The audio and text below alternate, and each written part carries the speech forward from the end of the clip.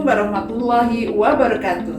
Salam sejarah, religius, nasionalisme, mandiri, gotong royong, integritas, merdeka. Selamat bertemu kembali dalam video pembelajaran sejarah Indonesia.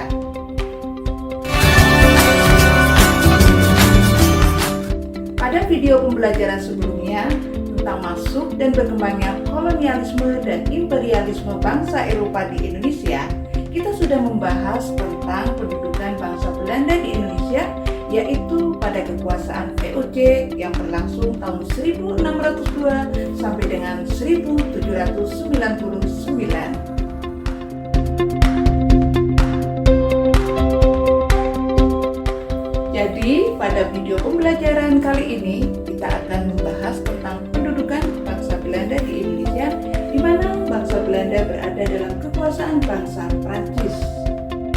Indikator pembelajaran materi ini adalah menganalisis pendudukan Belanda di Indonesia dengan tujuan mampu: 1. Memahami untuk menjelaskan bahwa Prancis secara tidak langsung pernah menguasai bangsa Indonesia. Yang kedua, mampu memahami untuk menjelaskan pengaruh Prancis di Indonesia. Yang ketiga, mampu menganalisis untuk menguraikan pemerintahan pada masa Gubernur Jenderal Daendels di Indonesia. Dan yang keempat, mampu menganalisis untuk menguraikan pemerintahan pada masa Gubernur Jenderal Johnson di Indonesia. Ingat, jas merah. Jangan sekali-kali melupakan sejarah. Pendudukan bangsa Belanda di Indonesia saat itu berlangsung pada tahun 1795 sampai dengan 1811. Pendudukan Belanda di bawah kekuasaan Prancis di Indonesia. Pada tahun 1795, Kaisar Napoleon Bonaparte berhasil menguasai Belanda.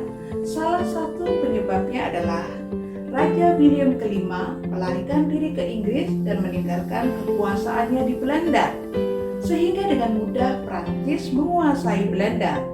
Maka saat itu dibentuklah pemerintahan baru sebagai bagian dari Prancis yang bernama Republik Bataaf, yang dipimpin oleh Louis Napoleon, yang merupakan saudara dari Napoleon Bonaparte.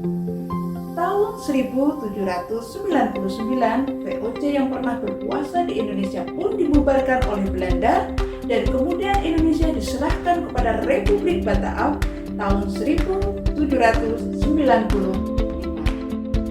Masuknya pengaruh Prancis di Indonesia. Setelah 11 tahun lamanya, pada tahun 1806, masa pemerintahan Republik Bataaf berakhir setelah Napoleon Bonaparte mengangkat adiknya Louis Napoleon menjadi raja di Belanda. Kemudian Raja Louis Napoleon mengangkat Jenderal Daendels menjadi Gubernur Jenderal di Hindia Belanda tahun 1808. Dengan demikian, sejak tahun 1806 sampai dengan 1811, Nusantara merupakan wilayah jajahan Prancis yang dipimpin oleh Gubernur Jenderal Daendels dan dilanjutkan oleh Gubernur Jenderal Johnson. Masa pemerintahan Gubernur Jenderal Daendels. Daendels adalah seorang politikus dan jenderal Belanda yang menjadi Gubernur Jenderal Hindia Belanda ke-36. Tugas utama Daendels di Indonesia adalah mempertahankan Pulau Jawa dari serangan pasukan Inggris dan memperbaiki nasib rakyat Indonesia akibat tindakan-tindakan yang pernah dilakukan VOC. Daendels dijuluki sebagai si tangan besi karena dia terkenal sebagai jenderal yang kejam dalam menjalankan pemerintahannya di Indonesia maupun dalam memerintahkan kerja rodi pada rakyat Indonesia. Sifat kejam ini tidak lepas dari masa lalunya yang keras. Dia pernah bergabung dalam kelompok pemberontak di Belanda yang kemudian melarikan diri ke negara Prancis. Di Di depan sudah kita bahas bersama bahwa tugas utama Jenderal Daendels di Indonesia adalah mempertahankan Pulau Jawa dari serangan pasukan Inggris. Oleh karena itu, Jenderal Daendels melakukan beberapa tindakan. Yang pertama, membangun jalan raya dari Anyer sampai Panarukan. Yang kedua, mendirikan benteng pertahanan di Sumatera dan di Batavia.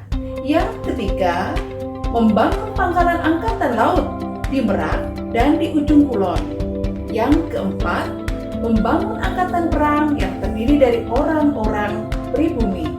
Dan yang kelima, mendirikan pabrik senjata dan sekolah militer. Yang keenam, membangun rumah sakit dan tangsi-tangsi militer yang baru. Yang ketujuh, membagi Pulau Jawa menjadi 9 daerah. Yang kedelapan, mengangkat bupati di Pulau Jawa menjadi pegawai pemerintahan. Yang kesembilan, menaikkan gaji para pegawai. Dan yang kesepuluh, mendirikan badan pengadilan. Dari beberapa tindakan di atas, maka dapat disimpulkan bahwa kebijakan Daendels meliputi kebijakan di bidang pemerintahan, militer, peradilan, dan sosial budaya. Kerja Rodi pada masa pemerintahan Gubernur Jenderal Daendels. Seperti yang sudah kita ketahui bahwa Daendels dijuluki si tangan besi karena dia terkenal sebagai jenderal yang sangat kejam. Kekejaman Gubernur Jenderal Daendels di Indonesia tidak lepas dari kerja Rodi yang diperintahkan kepada rakyat Indonesia, yaitu kerja paksa bagi pribumi untuk membangun jalan raya dari Anyer di Bandung, Jawa Barat sampai ke Panarukan di Situbondo, Jawa Timur pada tahun 1808 yang berlangsung selama 3 tahun. Adapun tujuan dibangunnya jalan raya Anyer Panarukan adalah untuk kepentingan militer pemerintah kolonial. Namun dalam perkembangannya, jalan raya Anyer Panarukan dimanfaatkan sebagai sarana transportasi untuk mengangkut berbagai macam hasil bumi. Kerja Rodi yang dilakukan pada masa pemerintahan Gubernur Jenderal Daendels memberikan dampak negatif bagi masyarakat Indonesia. Karena dalam proses pembangunan jalan raya Anyer Panarukan banyak memakan korban jiwa hingga mencapai sekitar 12.000 jiwa.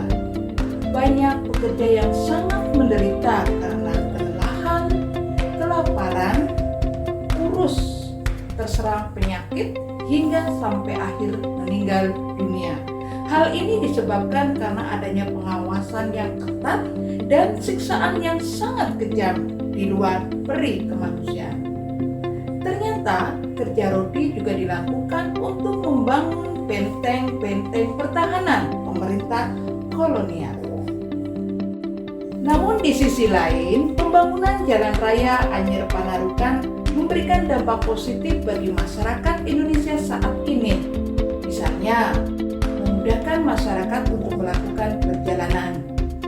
Rakyat sangat terbantu karena jual beli menjadi lancar, sehingga ekonomi mengalami peningkatan. Dan yang tidak kalah penting, jalan raya Anyer Panarukan sampai saat ini dijadikan sebagai objek wisata sehingga menguntungkan bagi daerah setempat.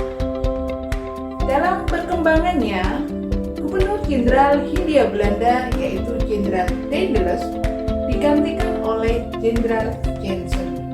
Hal ini terjadi pada tahun 1811, yaitu ketika Raja Louis Napoleon memanggil Daendels untuk segera kembali ke Belanda dengan alasan yang pertama, Daendels dibutuhkan untuk menjadi pemimpin tentara Prancis dalam menyerang pasukan Rusia. Yang kedua, Daendels dianggap melakukan kesalahan besar, yaitu menjual tanah pada pihak swasta dan hasilnya digunakan untuk memperkaya dirinya sendiri.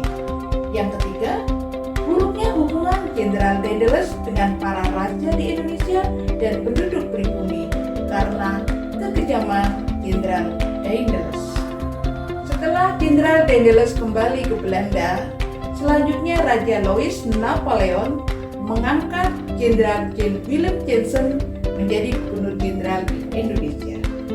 Pemerintahan Gubernur Jenderal Jansen di Indonesia.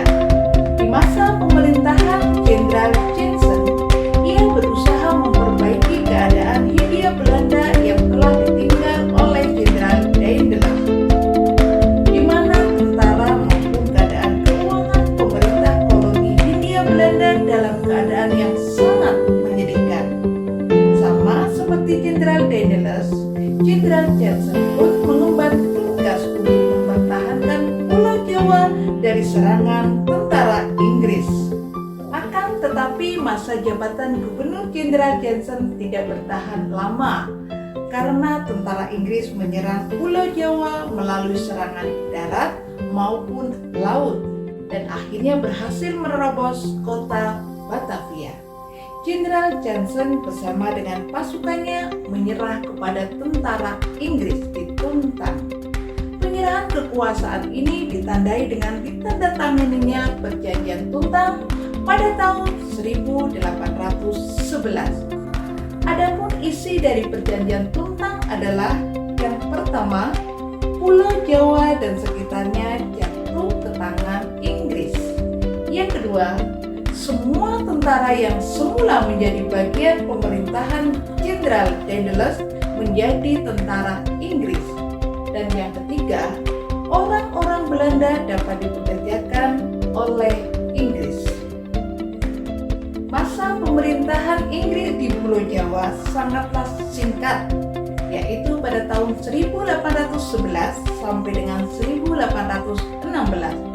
Hal ini terjadi karena kekalahan Kaisar Napoleon Bonaparte dalam pertempuran Leipzig melawan pasukan koalisi tahun 1813. Kekalahan Napoleon Bonaparte berarti kekalahan Prancis. Kekalahan Prancis berakibat lepasnya Belanda dari kekuasaan Prancis dan kemerdekaan bagi bangsa Belanda. Bagaimanakah nasib Hindia Belanda? Kita bahas pada pertemuan berikutnya. Sejarah menginspirasimu dan mengingatkanmu untuk tetap memperhatikan masa lalu. Sekian, Assalamualaikum warahmatullahi wabarakatuh.